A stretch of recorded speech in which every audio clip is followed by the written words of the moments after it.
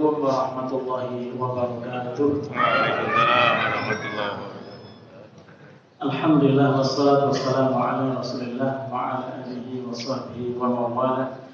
Wa la hawla wa la quwwata illa billah. Qala Allah Ta'ala fil Qur'anil 'azim, a'udzu billahi minasyaitonir rajim. Ya ayyuhalladzina amanu taqullaha haqqa tuqatih wa la tamutunna illa wa antum muslimun. Wa qala sallallahu alaihi wasallam, man yuridillahu bihi khairan yufaqihuhu fid din. Bapak, Ibu, saudara-saudara, adik-adik semuanya yang dimuliakan Allah. Alhamdulillah, kok kayaknya jamaahnya tambah penuh. Alhamdulillah, penuh, nggak ada yang tersisa. Tinggal malaikat nyempet-nyempet sampai. Ini adalah malam terakhir saya, sekalian pamitan, besok sudah harus terbang untuk ketemu anak istri. Kangen saya. Jemaah sekalian rahimakumullah, Islam adalah agama fitrah. Artinya Islam yang dibawa Rasulullah SAW itu cocok klop dengan manusia. Ya karena yang menciptakan manusia ya Allah, bikin aturan ya sesuai dengan manusia. Saya sering katakan, kalau mau bahagia terapkan Islam. Kalau mau sengsara tinggalkan Al-Quran. Gampang aja. Pak, saya nggak bisa bahagia sama istri karena kamu jauh dari Al-Quran, jauh dari Islam. Gitu. Itu kunci yang sangat sederhana. Makanya di dalam surat Toha ma anzalna 'alaikal Qur'ana litashqa. Allah ingin menegaskan bahwa saya menurunkan Al-Quran bukan supaya kamu itu celaka, bukan.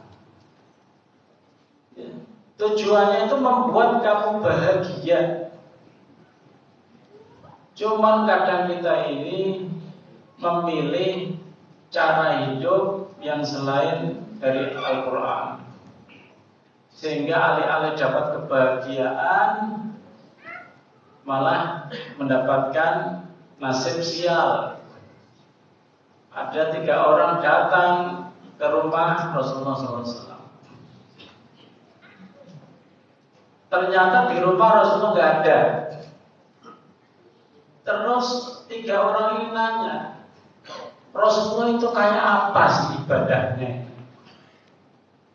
Nah, yang di rumah jelasin, Rasulullah itu ya kadang tidur, kadang sholat malam. Maksudnya sebagian malam tidur, sebagian malam bangun. Kadang puasa, kadang tidak. Dan dia menyukai wanita. 3 orang ini tuh menyepelekan. Ya Allah, gitu aja. Yang satu bilang, kalau saya nggak menikah, pastinya akan lebih baik dari Rasul dong. Yang satu lagi, kalau saya sholat malam dari awal malam sampai akhir malam, berarti lebih bagus dong dari Rasulullah. Kemudian yang ketiga, kalau saya puasa terus tidak berbuka, puasa misal, berarti lebih baik dong. Itu merasa logikanya itu benar gitu. Sampai akhirnya Rasulullah SAW datang. Wadil istrinya, tadi itu ada 3 orang Rasulullah bilang begini. Rasulullah langsung pidato depan para sahabat, karena memang rumahnya itu ya di masjid. Ma balu aqwamin, kok ada uang? Ya, kok ada orang ya yang ngomongnya itu sombongnya luar biasa. Saya tidak ingin menikah, saya tidak tidur setiap malam untuk sholat, saya puasa terus.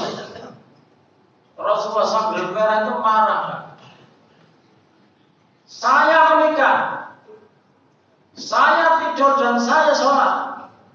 Saya kadang tidak puasa. Yang tidak senang cara hidup saya, silakan jangan jadi umat saya, gitu aja. Marah Pak, kok sok-sokan gitu. Dianggap agama itu pakai logika. Kalau menyiksa diri itu tambah bagus. Itu menyelisih fitrah. Manusia itu menikah, itu fitrahnya. Kalau manusia kok menjomblo, itu di luar fitrah. Atau kalau ada manusia kok nyari yang sejenis, itu di luar fitrah. Itu. Ya jangan harap bahagia Pak.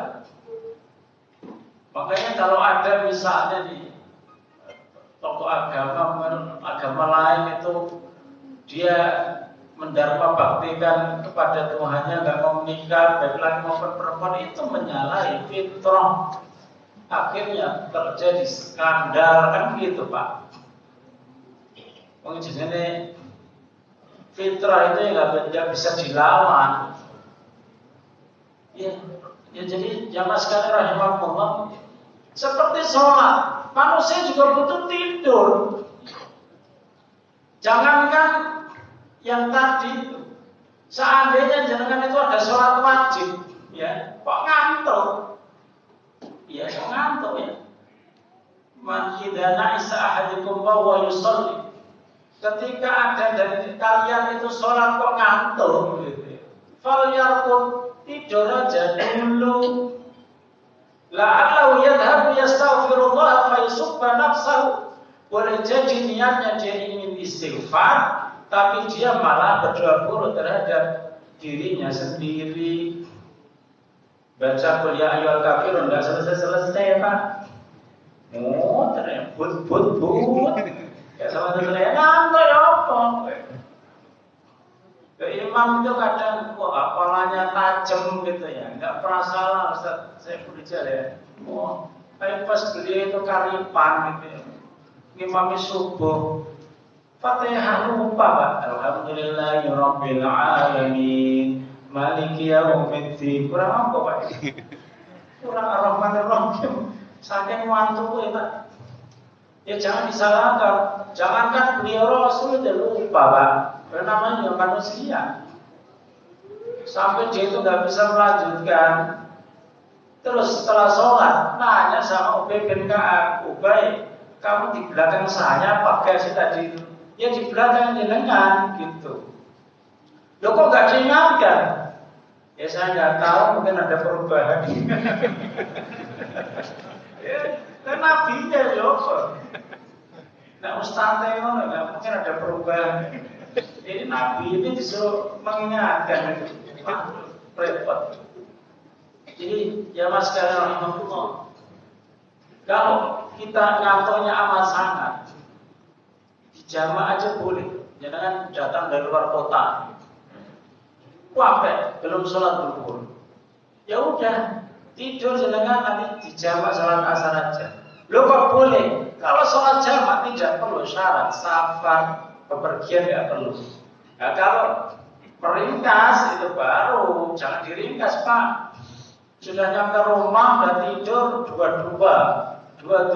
saja salah. Jangan sudah sampai rumah. Tapi jamaah masih ada rukshohnya.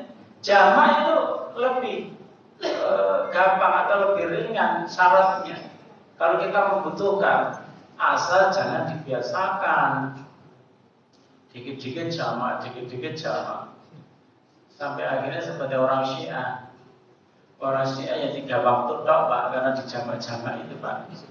Zuhur sama asar, maghrib sama isya, subuh dewean. Nah itu nanti jatuhnya seperti itu.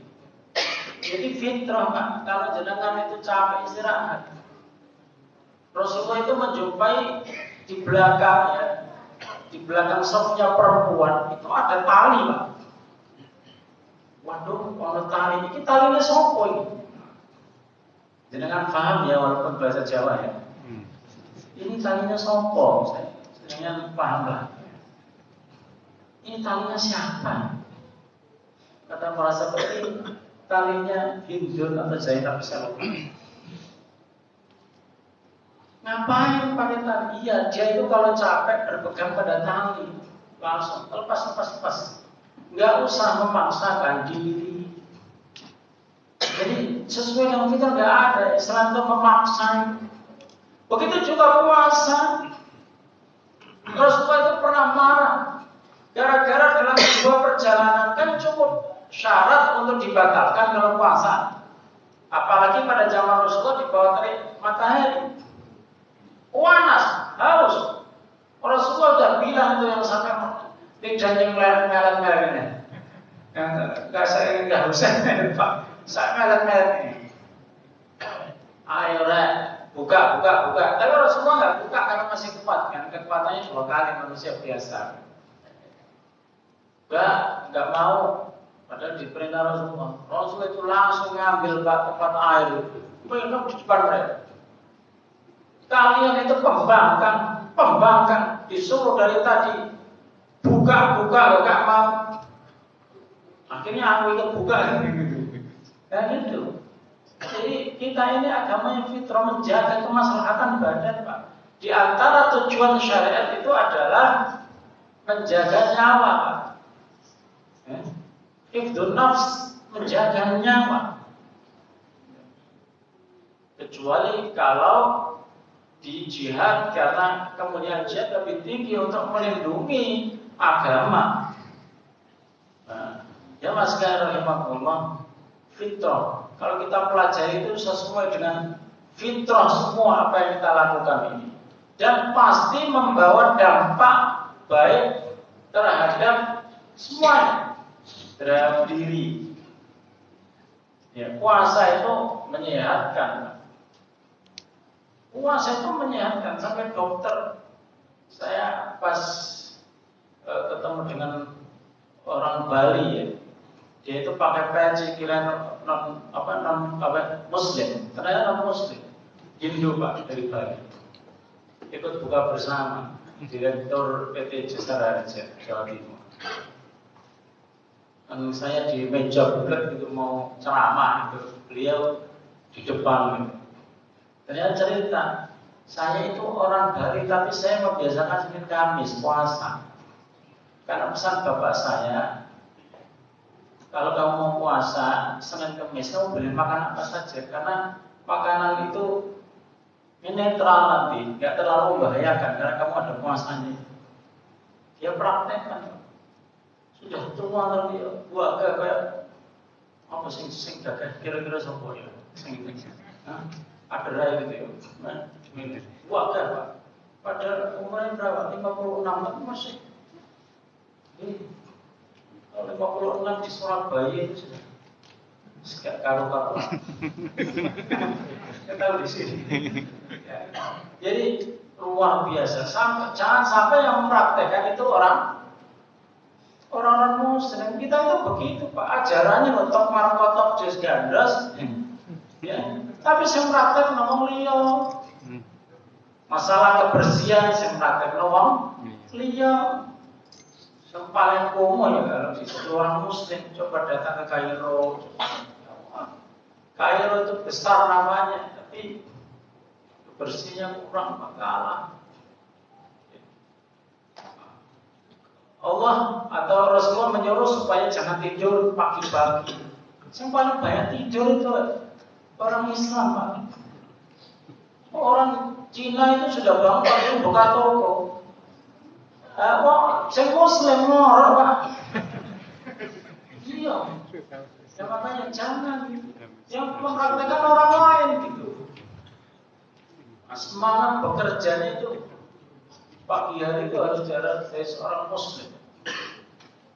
Masalah kebersihan, Pak. Orang Islam itu paling bersih. Jenengan itu wudu berapa kali dalam sehari? Ya.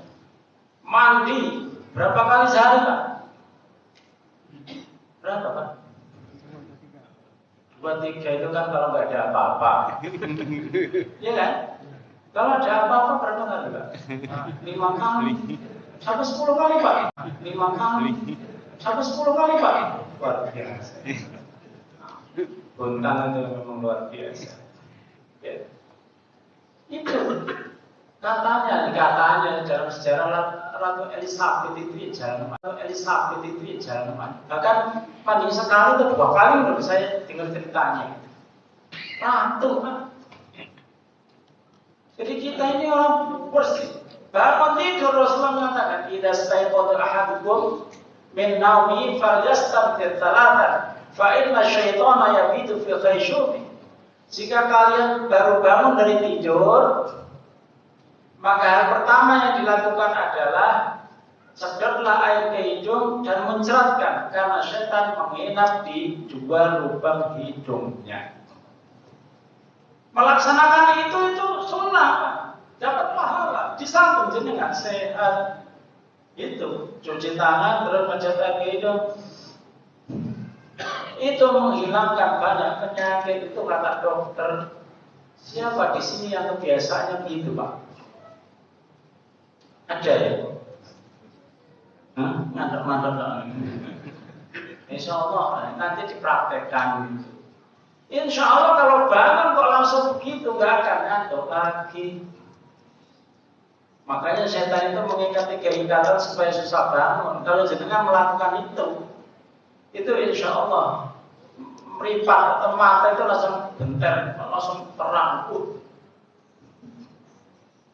Luar biasa mas sekarang. Agama kita ini memang sesuai dengan fitrah. Terapkan semua syariat Allah, bahagiakan hidupmu, jauhi segala macam bahaya.